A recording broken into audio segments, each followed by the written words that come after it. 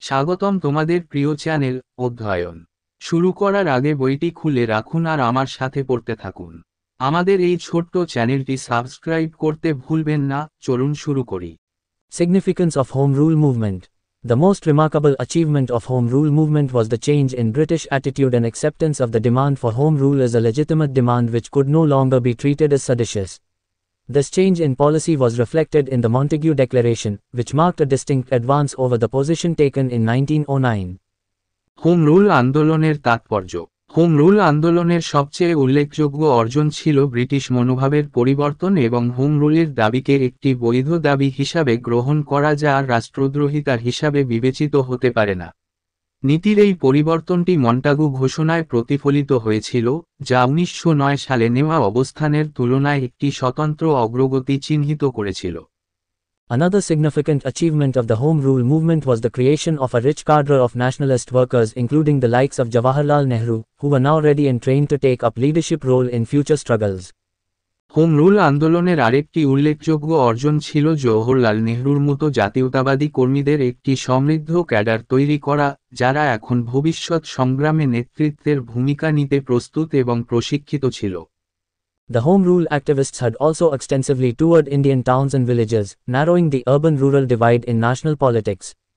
The movement succeeded in popularizing the idea of home rule, which had now become a commonplace thing. জাতীয় রাজনীতিতে নগর গ্রামীণ বিভাজন সংকুচিত করে হোম রুল অ্যাক্টিভিস্টরা ব্যাপকভাবে ভারতীয় শহর ও গ্রামে ভ্রমণ করেছিলেন। আন্দোলনটি হোম রুলের ধারণাকে জনপ্রিয় করতে সফল হয়েছিল, যা এখন একটি সাধারণ জিনিস হয়ে উঠেছে। The movement played a significant role in arousal of people in political action and furthered national sentiment. The movement also saw the reunion of moderates and extremists with the efforts of Tilak and Annie Besant and revived the Congress as an effective instrument of national movement. আন্দোলনটি রাজনৈতিক কর্মকাণ্ডে জনগণকে জাগিয়ে তুলতে এবং জাতীয় অনুভূতিকে আরও বাড়িয়ে তুলতে গুরুত্বপূর্ণ ভূমিকা পালন করেছিল। আন্দোলনটি তিলক এবং অ্যানি বেসান্তের প্রচেষ্টায় মধ্যপন্থী এবং চরমপন্থীদের পুনর্মিলনও দেখেছিল এবং জাতীয় আন্দোলনের একটি কার্যকর হাতিয়ার হিসাবে কংগ্রেসকে পুনরুজ্জীবিত করেছিল।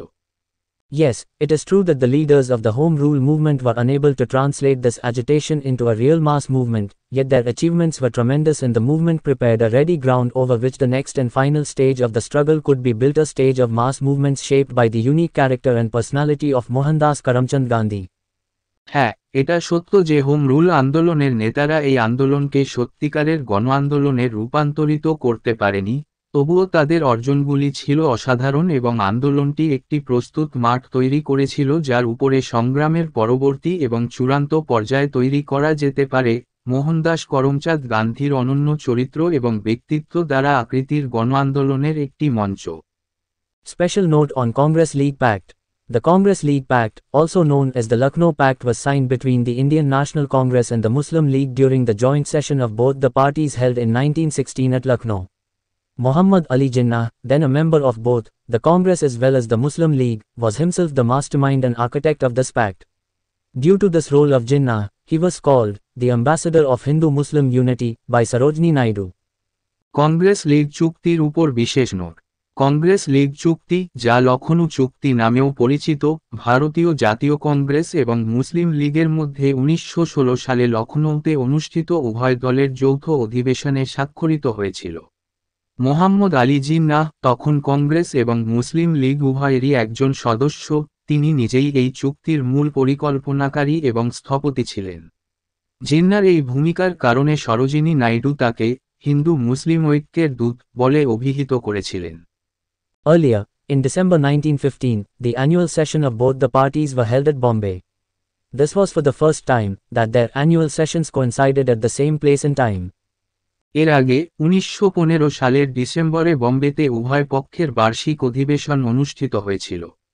এটি প্রথমবারের মতো ছিল যে তাদের বার্ষিক অধিবেশন একই স্থানে এবং সময়ে মিলেছিল। The Muslim League had been witnessing gradual changes and its younger members were now inclined to bolder politics. Despite government efforts to appease the Muslims, Mauli Minto reforms, the gulf between the two was steadily growing wider. The League was also shedding its previous limited Aligarh school of thought and growing closer to the Congress tone and thought due to several factors. মুসলিম লীগ ধীরে ধীরে পরিবর্তনের সাক্ষী ছিল এবং এর তরুণ সদস্যরা এখন সাহসী রাজনীতির দিকে ঝুঁকে পড়েছিল। মুসলমানদের সন্তুষ্ট করার জন্য সরকারি প্রচেষ্টা, মরলে মিন্টো সংস্কার সত্ত্বেও উভয়ের মধ্যে উপসাগর ক্রমাগতভাবে প্রশস্ত হতে থাকে। লীগ তার আগের সীমিত আলিগড় চিন্তাধারাকেও বাদ দিচ্ছিল এবং বিভিন্ন কারণের কারণে কংগ্রেসের সুর ও চিন্তাধারার ঘনিষ্ঠ হয়ে উঠছিল। In 1911, the British annulled the partition of Bengal, annoying those Muslims who had been shown the dream of a separate political state. In 1912, Lord Hardinge's government refused the setting up a university at Aligarh with powers of affiliating colleges all over India. Outside India, Britain had refused to help Turkey, then ruled by the Khalifa who claimed politico-religious leadership of all Muslims, in the Italian and the Balkan Wars, 1911-13. 1911 সালে ব্রিটিশরা বঙ্গভঙ্গ রদ করে সেই সমস্ত মুসলমানদের বিরক্ত করে যাদেরকে একটি পৃথক রাজনৈতিক রাষ্ট্রের স্বপ্ন দেখানো হয়েছিল। 1912 সালে লর্ড হার্ডিঞ্জের সরকার সারা ভারতে অধিভুক্ত কলেজগুলির ক্ষমতা সহ আলিগড়ে একটি বিশ্ববিদ্যালয় স্থাপন করতে অস্বীকার করে। ভারতের বাইরে ব্রিটেন ইতালীয় এবং বলকান যুদ্ধে 1911-13 তুরস্ককে তখন খলিফা দ্বারা শাসিত, যিনি সমস্ত মুসলমানদের রাজনৈতিক ধর্মীয় নেতৃত্ব দাবি করেছিলেন, সাহায্য করতে অস্বীকার করেছিল। In 1912, at the Calcutta session of the Muslim League, it agreed to work with other groups for a system of self-government suited to India, provided it did not come in conflict with its basic objective of protection of interests of the Indian Muslims. 1912 সালে মুসলিম লীগের কলকাতা অধিবেশনে এটি ভারতের উপযোগী স্বশাসন ব্যবস্থার জন্য অন্যান্য গোষ্ঠীর সাথে কাজ করতে সম্মত হয়েছিল, যদি এটি ভারতীয় মুসলমানদের স্বার্থ রক্ষার মূল উদ্দেশ্যের সাথে সাংঘর্ষিক না হয়। একক উদ্ধৃতি চিহ্ন। Muslims were also angered by wartime repression by the government. In 1914, the government had suppressed the publication of the Al-Hilal, of Abul Kalam Azad, and the Comrade, of Maulana Muhammad Ali. যুদ্ধকালীন সরকারের দমন পীড়নে মুসলমানরাও ক্ষুব্ধ ছিল। 1914 সালে সরকার Al Hilal, Abul Kalam আজাদের এবং comrade মাওলানা মোহাম্মদ আলীর প্রকাশনাকে দমন করে। The government had also interned the Ali brothers Muhammad Ali and Shaukat Ali. Hasrat Mohani and Abul Kalam Azad were also arrested. Further, Muslims could not have remained untouched with the aspirations generated by the World War. সরকার আলী ভাই মোহাম্মদ আলী ও শওকত আলীকেও বন্দী করেছে। হাসরাত মোহানি ও আবুল কালাম আজাদকেও গ্রেফতার করা হয়। অধিকন্তু বিশ্বযুদ্ধের ফলে সৃষ্ট আকাঙ্ক্ষা থেকে মুসলমানরা অস্পৃশ্য থাকতে পারে না। Understanding reached, it was agreed that Muslim League and Congress together will present joint scheme of constitutional reforms before the government, while the Congress will accept Muslim League's demand for separate electorates. সমঝোতা পৌঁছেছে, মুসলিম লীগ এবং কংগ্রেস একসঙ্গে সরকারের সামনে সাংবিধানিক সংস্কারের যৌথ পরিকল্পনা পেশ করবে এবং কংগ্রেস পৃথক নির্বাচকমণ্ডলীর জন্য মুসলিম লীগের দাবি মেনে নেবে। Joint demands of the Congress and the League. 1. The government will provide for self-government in India at an early date. 2.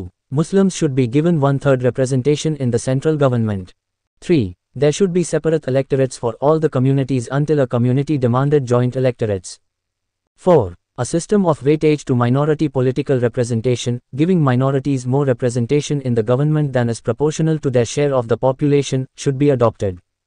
5. No bill concerning a community should be passed if the bill is opposed by 3/4 of the members of that community in the Legislative Council. 6. The executive should be separated from the judiciary.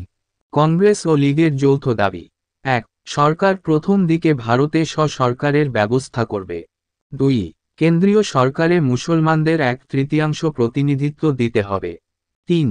একটি সম্প্রদায়ে যৌথ নির্বাচকমণ্ডলী দাবি না করা পর্যন্ত সকল সম্প্রদায়ের জন্য পৃথক নির্বাচকমণ্ডলী থাকা উচিত। 4. সংখ্যালঘুদের রাজনৈতিক প্রতিনিধিত্বের, সংখ্যালঘুদের জনসংখ্যার তাদের অংশের সমানুপাতিক তুলনায় সরকারে বেশি প্রতিনিধিত্ব দেওয়া একটি গুরুত্বের ব্যবস্থা গ্রহণ করা উচিত। 5. আইন পরিষদে সেই সম্প্রদায়ের 3/4 সদস্য বিরোধিতা করলে কোনো সম্প্রদায় সংক্রান্ত কোনো বিল পাশ করা উচিত নয়। 6. নির্বাহী বিভাগকে বিচার বিভাগ থেকে আলাদা করতে হবে। 7. The salaries of the Secretary of State for Indian Affairs should be paid by the British government and not from Indian funds. 8. Of the 2 under-secretaries, 1 should be Indian. 9. Half of the members of Imperial Legislative Council should be Indians. 10. The number of the members of Central Legislative Council should be increased to 150. 11. At the provincial level, 4/5 of the members of the legislative councils should be elected and 1/5 should be nominated. 12. The size of provincial legislatures should not be less than 125 in the major provinces and from 50 to 75 in the minor provinces. 13. The term of the legislative council should be 5 years. 14. Members of legislative council should themselves elect their president. 15. All members, except those nominated, should be elected directly on the basis of adult franchise. 7. ভারতীয় বিষয়ক secretary of স্টেটের বেতন British সরকার দ্বারা দেওয়া উচিত, ভারতীয় তহবিল থেকে নয়। 8. 2 আন্ডার সেক্রেটারির মধ্যে একজন ভারতীয় হতে হবে। 9. ইম্পেরিয়াল লেজিসলেটিভ কাউন্সিলের অর্ধেক সদস্য ভারতীয় হতে হবে। 10. কেন্দ্রীয় আইন পরিষদের সদস্য সংখ্যা 150 করতে হবে। 11. প্রাদেশিক স্তরে লেজিসলেটিভ কাউন্সিলের সদস্যদের 4/5 নির্বাচিত হতে হবে এবং 1/5কে মনোনীত করতে হবে। 12. প্রাদেশিক আইনসভার আকার প্রধান প্রদেশগুলিতে 125 এবং ছোট প্রদেশগুলিতে 50 থেকে 75 এর কম হওয়া উচিত নয়। 13. আইন পরিষদের মেয়াদ 5 বছর হওয়া উচিত। 14. লেজিসলেটিভ কাউন্সিলের সদস্যদের নিজেদের রাষ্ট্রপতি নির্বাচন করা উচিত। 15. মনোনীত ব্যক্তি ব্যতীত সকল সদস্যকে প্রাপ্তবয়স্ক ভোটাধিকারের ভিত্তিতে সরাসরি নির্বাচিত হতে হবে। Positive outcomes of the pact. Immediate impact of the unity achieved at Lucknow was tremendous and evoked great political enthusiasm. The British felt intimidated and adopted a soft line of appeasement, culminating in Montague Declaration with the net result that the demand for self-rule could no longer be treated as seditious. It was a major effort from the Congress to allay minority fears regarding Hindu domination. চুক্তির ইতিবাচক ফলাফল। লখনৌতে অর্জিত ঐক্যের তাৎক্ষণিক প্রভাব ছিল প্রচণ্ড এবং ব্যাপক রাজনৈতিক উদ্দীপনা জাগিয়েছিল। ব্রিটিশরা ভীতসন্ত্রস্ত বোধ করেছিল এবং তুষ্টির একটি নরম লাইন অবলম্বন করেছিল। মন্টাগু ঘোষণার চূড়ান্ত ফলাফলের সাথে যে স্বশাসনের দাবিকে আর রাষ্ট্রদ্রোহী হিসাবে বিবেচনা করা যাবে না। হিন্দু আধিপত্য সম্পর্কিত সংখ্যালঘুদের ভয়কে মিত্র করার জন্য এটি কংগ্রেসের একটি বড় প্রচেষ্টা ছিল। Negative outcomes of the pact. The pact did not involve the Hindu and Muslim masses. It accepted the controversial principle of separate electorates, thus giving recognition to the League's communal politics, the notion that Hindus and Muslims were separate political entities with separate political interests. This was a major landmark in the development of the two-nation theory. চুক্তির নেতিবাচক ফলাফল। চুক্তিতে হিন্দু ও মুসলিম জনসাধারণ জড়িত ছিল না। এটি পৃথক নির্বাচকমণ্ডলীর বিতর্কিত নীতিকে গ্রহণ করে, এইভাবে লীগগুলির সাম্প্রদায়িক রাজনীতিকে স্বীকৃতি দেয় এই ধারণা যে হিন্দু এবং মুসলমানরা পৃথক রাজনৈতিক স্বার্থ সহ পৃথক রাজনৈতিক সত্তা। দ্বিজাতি তত্ত্বের বিকাশে এটি ছিল একটি প্রধান যুগান্তকারী। It undermined the role of secular, nationalist Muslims. Concessions to one community soon prompted other communities to seek similar concessions. এটি ধর্মনিরপেক্ষ, জাতীয়তাবাদী মুসলমানদের ভূমিকাকে ক্ষুণ্ণ করেছে। একটি সম্প্রদায়ের জন্য ছাড় শীঘ্রই অন্যান্য সম্প্রদায়কে অনুরূপ ছাড় চাইতে প্ররোচিত করে। The demand of giving minorities more representation in the government than is proportional to their share of the population not only recognized communal representation but also recognized communal privileges.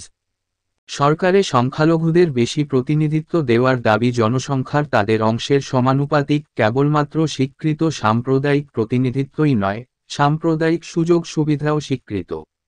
The demand stating no bill concerning a community should be passed if the bill is opposed by 3/4 of the members of that community in the Legislative Council introduced communal veto. দাবিতে বলা হয়েছে আইন পরিষদে সেই সম্প্রদায়ের 3/4 সদস্য প্রবর্তিত সাম্প্রদায়িক ভেটো বিলটির বিরোধিতা করলে কোনো সম্প্রদায় সংক্রান্ত কোনো বিল পাশ করা উচিত নয়। The Inc. leaders thought that they were sacrificing their seats in the legislature for the greater cause of the nation. In their zeal, they did not realize that the pact ensured the resurgence of communal politics in India in future years and the unity achieved at Lucknow proved short-lived. INC নেতারা ভেবেছিলেন যে তারা জাতির বৃহত্তর স্বার্থে আইনসভায় তাদের আসন বিসর্জন দিচ্ছেন। তাদের উদ্যোগে তারা বুঝতে পারেনি যে চুক্তিটি ভবিষ্যতের বছরগুলিতে ভারতে সাম্প্রদায়িক রাজনীতির পুনরুত্থান নিশ্চিত করেছে এবং লখনৌতে অর্জিত ঐক্য স্বল্পস্থায়ী প্রমাণিত হয়েছিল। এখানেই এই চ্যাপ্টারটি শেষ করলাম। পরবর্তী ভিডিওতে আমরা পরের চ্যাপ্টারটা পড়ব।